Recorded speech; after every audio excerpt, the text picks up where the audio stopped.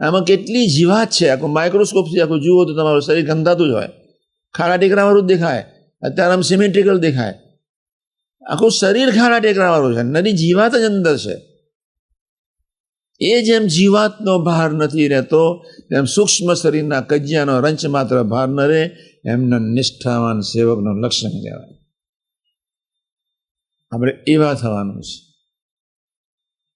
તમે ખૂબ સજાગ રહેજો.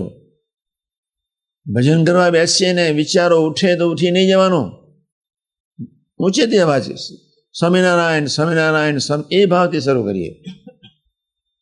માયિક પ્રભાવમાં ક્યારેય આવવાનું નહીં, કાળના પ્રભાવમાં ક્યારેય નહીં આવવાનું. ગઈકાલે મેં વાત કરી હતી, પેલું જોશી શું કાર્યનીમાં વસતા ખાચાની ઘેર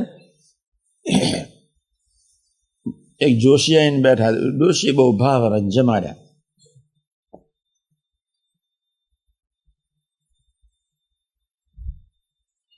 જોશી બહુ રાજી થઈ ગયા. બેન, તમારા ધનીના માથા ઉપર 18 વર્ષની પનોતી છે. તો પેલી બેન કે તારા ઉપર 7.5 વર્ષની પનોતી છે, તું ફર્યા જ કરું, શોટ જ માર્યા કરું છું, કિંચિત ભાર નહીં. જોશી કોઈ કર્મનો કાયદો બદલવાનો નથી, એના સારા વિચારો નથી, એનામાં પવિત્ર વિચારો નથી, એનામાં એ નિષ્ઠાના બળે ઝઝુમતો નથી. જોશ ખોટું છે એવું નથી કહેતો. ક્યારે જવાના છો મિનિટ બંધ કરી દે. આપણે કર્મનો કાયદો બદલીને પ્રકૃતિના પ્રભાવમાંથી મુક્ત થઈને કેવળ પ્રભુના થવાનું છે. ત્યાં સત્સંગ અને ભક્તિ અનિવાર્ય છે. એટલે બાકી બધી વેઠમાંથી બહાર નીકળીને ભજનીક થાવ. બસ બધા સ્તોપાનમાંથી રોગ મટાડો તો એને જ પ્રાર્થના કરવાની, એને જ ભજન તન ધન અને મન માટે. બીજાનો આધાર મરી જઈએ તોય ન લેવાય. Better die from the world. મરી જવું સારું, પણ બીજાનો ભાર નહીં હોવો જોઈએ. આપણે જુદી રીતે સેવા તો કરવી છે. જોશી સાચો છે, લૌકિક મૂલ્યાંકનો પ્રમાણે આપણે અક્ષરધામની રીત પ્રમાણે શુભ વિચારોથી સુખી થવું છે, નિર્દોષ બુદ્ધિથી સુખી થવું છે, આત્મીયતાથી સુખી થવું છે. ત્યાં ભૂલકોની યાત્રા મસ્ટ. નિષ્ઠાવાન હરિભગત, એનો કેફ હૃદયમાંથી ક્યારે ઓછો ન થયો. સતાભાઈને હું જોઉં થઈ રહેશે, બસ ડોલતા જ હોય, ડોલતા જ હોય. એવા ઘણા હરિભક્તોનો સમાજ, ઘણા. હવે આનંદ બી છે કે આ માર્ગી ગુણવંતભાઈ હાલોલ જજુમે છે. બસ હોય ને જજુમે, એક આની સત્સંગ કહેવાય. થોડુંક હોય, સાનુકૂળતા ના હોય, સાનુકૂળતા પ્રતિકૂળતા હોય, અને જજુમે 50 આની સત્સંગ.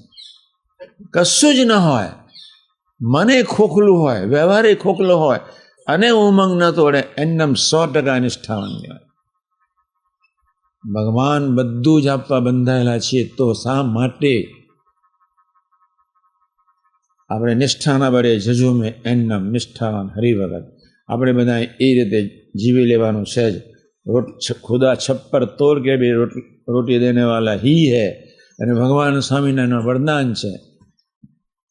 આપણા ખુદા તો પૃથ્વી પર આવે જ ગયા, આવે જ ગયા, આવે જ ગયા. આપણે નસીબદાર છે.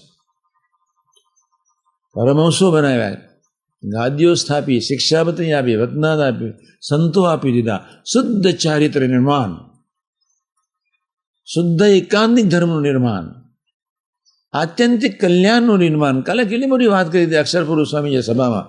અર્જુન કાકા બધા યોગી મહારાજ અમદાવાદની ધરતી પર ટપાલ લખી રહ્યા હતા. અર્જુન કાકા હરિભક્તોને વાતો કરી રહ્યા હતા.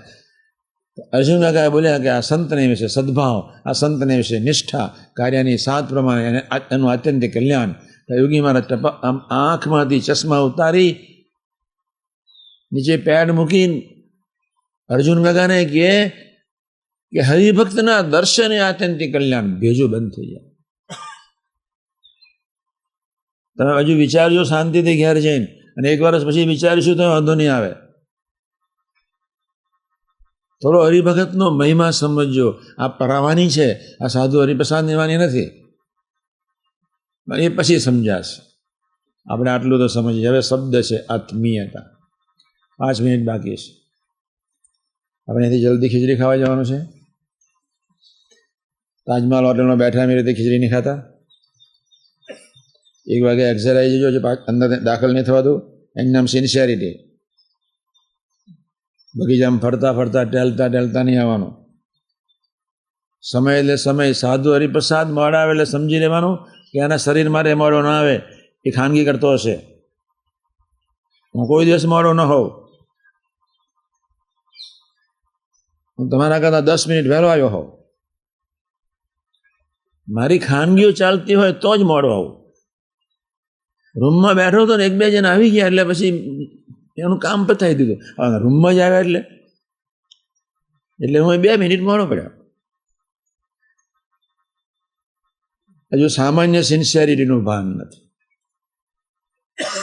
સામાન્ય વિવેકનો ખ્યાલ નથી. તમે નહીં શીખો, બીજા ક્યારે શીખશે? આ મિલિટરી ટ્રેનિંગ છે, ખૂબ ધ્યાન રાખજો. ભૂલકાની અવસ્થામાં 99.99 માર્ક્સ બી ન ચાલે. એટલે 3 શબ્દ ફરી સમજાવવાનો છું. સિન્સિયરિટી, નિષ્ઠાવાન, આત્મીયતા. શબ્દ બધાને કેટલા સાદા લાગે, સાંભળ્યા જ છે. એ જ કોડ મોકેન છે. આ તો સાંભળ્યા જ છે, આ તો ખબર જ છે. પણ વર્તે તારે ખબર પડે કે કેટલા વિશે 100 થાય. આત્મીયતાની 2-4 મિનિટ વાત કરી લો. મોટો વિષય છે, બહુ વાતો કરી. આત્મીયતાની કેટલી વાતો કરી.